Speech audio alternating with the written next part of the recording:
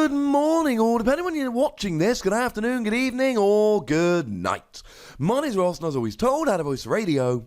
So today, we need to take a look at Latios GX. No, baby Daisy is not happy. She turned 1 2 days ago. Latias is her spirit Pokemon.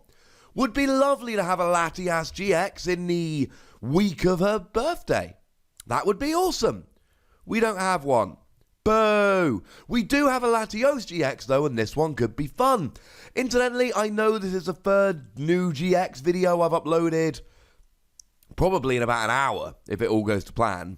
Please make sure you check out the other two. I'll link them in the description, but Weavile and Jirachi look awesome, and frankly, ladies and gentlemen, what am I going to do? Not bring you these videos as soon as possible? Doesn't sound like me. So Latios GX then, if we start off having a look at the basics, we got 170 HP, which is low for a GX. You're down there with stuff like Tapu Lele, though that will have rotated by the time this comes out. You do have a retreat cost of 0, though. The retreat of 0 is awesome. After something gets KO'd, or, I would say after a Guzma, but that's also rotated. It's just lovely having a free retreater. That is a huge, huge bonus. I love it. The weakness to Psychic, however, I don't love. Because firstly, you've got stuff like Gengar and Mimikyu and stuff like Giratina. But also, Mewtwo and Mew looks like it might be the best deck. Pretty much as soon as it comes out. It looks like it's absolutely off the charts. Amazing. Link in the description. So, do we really want a Pokemon that's weak to that? We probably don't.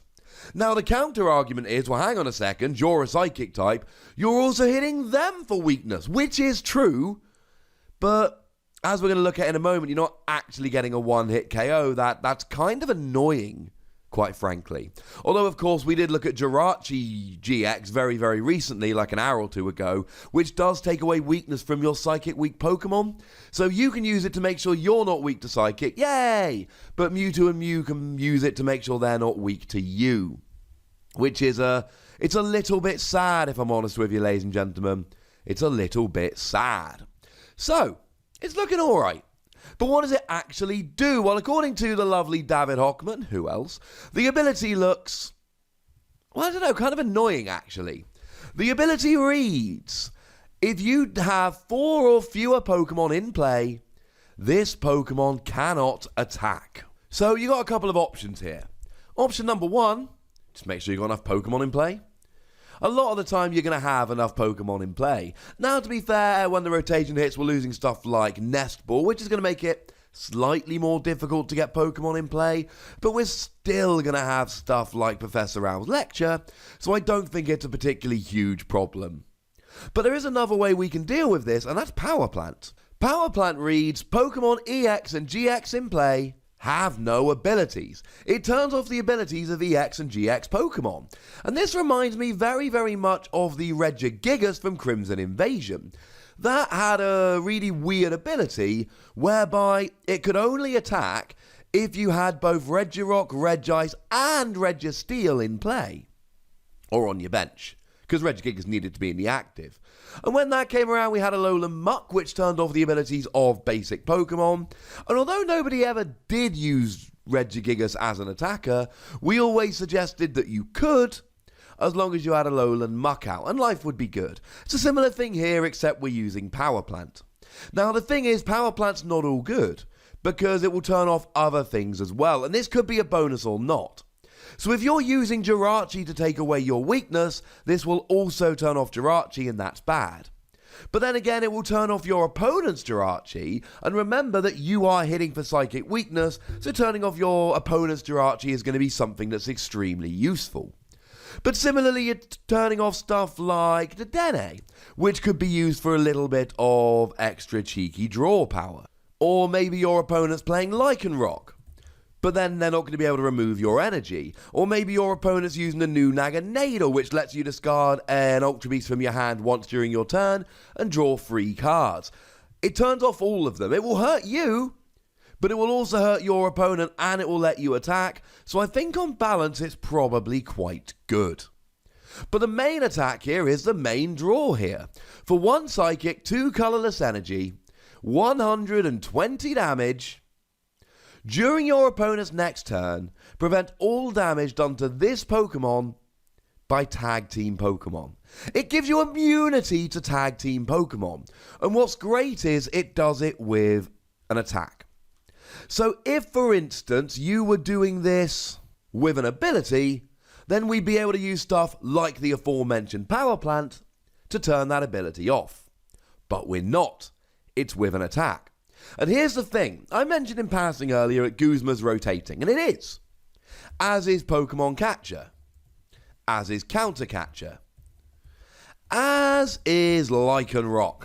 Not the one we mentioned earlier, the Midnight form, not the Dusk form. Dusk form is staying, but the others are rotating out. And the point of all of this is, gusting post-rotation is way, way harder. It is significantly more difficult to drag Pokemon off the bench post-rotation. So whereas nowadays most people are playing for Guzma, and if they're not, they can, when the rotation hits, no Guzma, all the others, and all of a sudden your opponent might actually have to face this down. And there are plenty of decks out there that just only play Tag Team Pokemon. So Celebi and Venusaur doesn't play any other Pokemon. I mean, it plays a Shaman from Lost Thunder, but it doesn't play any other attacking Pokemon. The best deck is Reshiram and Charizard, and look, Reshiram and Charizard can play non-GXs, but it's kind of the odd non-GX Blacephalon, which needs to have 3 energy attached and 4 energy in hand in order to get a one-hit KO. Or the Volcanion from Unbroken Bonds, which is basically only doing 110 damage, so isn't getting a one-hit KO. And you are getting a one-hit KO on Volcanion. And you are getting a one-hit KO on Blacephalon. Pikarom decks will be playing Zapdos, and they will be playing a few Zapdos, and they will be able to build a game plan around Zapdos. But Zapdos is going to need 3 Electro Power to get a one-hit KO, and you're just getting a one-hit KO. Now, don't get me wrong. They will be able to use 3 Electro Power. They'll be playing 4. But then, of course, the next time they can 2-hit KO using an Electro Power. But then they've used all 4 Electro Power and they're hitting for 80 and there's no Choice Band post-rotation. And then in 2 hits they're hitting for 160 and that's not enough. And they're probably the 3 best Tag Team GXs in terms of amount of play. 2 plus Celebi and Venusaur, and you're blocking them entirely. And then, of course, we've got stuff like Gardevoir and Sylveon. Now, Gardevoir and Sylveon's an odd one, because you can basically get immunity to them, but they've got Fairy Charms, like Fairy Charm Ability, for instance, or Fairy Charm Psychic, either of which will then give them immunity to you in a format without Field Blower. You will still have Faber, but you won't have Field Blower. So you can get into a weird kind of stalemate with them. There are some people out there that are really liking Quad Buzzwole Pheromosa, though I think I've made my thoughts quite clear. It's got a weakness and basically an auto loss to the hands-down best deck in the format. Don't know how I feel about a Pokemon that takes an auto loss to the best deck in the format. Having said that, I did just present Celebi and Venusaur as a viable option, so maybe I'm being a little bit hypocritical. The point is, you can shut these decks down. Tag Team GXs are great, and you shut them down entirely. Now, 120 is not a great amount of damage. You're not getting a one-hit KO on Mew Mew. You would if we had a Choice Band, but that's rotated out. We would have a Professor Kukui, which would let us do it, except that's also rotated out. But then again, if they're relying on Mew Mew, you can just block them from attacking.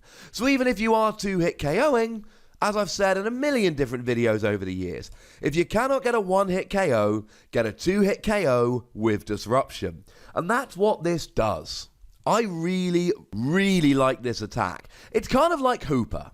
It's not just going to win you every single match. There will be some games where your opponent only really has Tag Team GXs, and they've got 1 or 2 non-Tag Team GXs that you can just take out with your attack, where you just sit there and end up winning quite easily.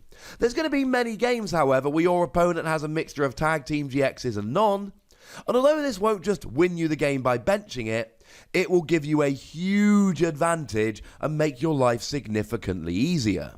Now, it is kind of expensive. We don't have double colorless energy by the time this comes out, but it's a psychic Pokemon, so stop me if you've heard this before, just use Malamar.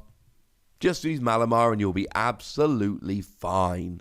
So what about the GX attack here then? The GX attack for 1 psychic energy does nothing in terms of damage and reads until the end of this game, your opponent cannot use any GX attack.